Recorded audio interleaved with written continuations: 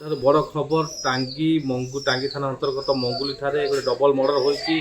दुई जन युवक को पिटी पिटी हत्या कर घटनार तदंत टांगी पुलिस आसी पहुंची दुई जन युवक को राति सारा निर्धूम माड़ मारी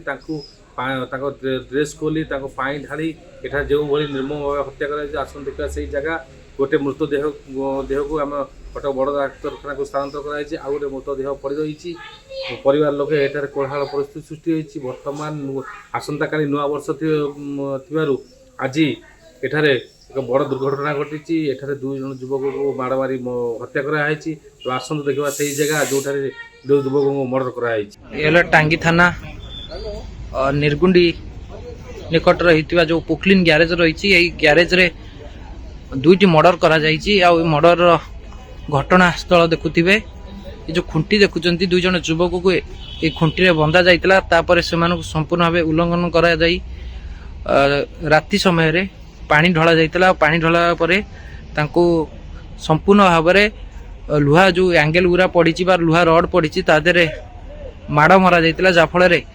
दुई जनकर मृत्यु घटी आउ दुई जन मृत्यु युवक स्थानीय अंचल बोली वर्तमान जना पड़ सारी घटनास्थल रे एसडीपीओ एसपी एडिशनल एसपी टांगी थाना अधिकारी समस्त पहुंची घटना तदंत जारी रखिंट देखु ये हूँ से स्थान जोटी नववर्ष पूर्व दुईटी हत्या करा जाइछि राति पाइले नूतन वर्ष किंतु ये नूतन वर्ष रे पूर्व ये डबल मर्डर चांचल्य खेल अंचल रे।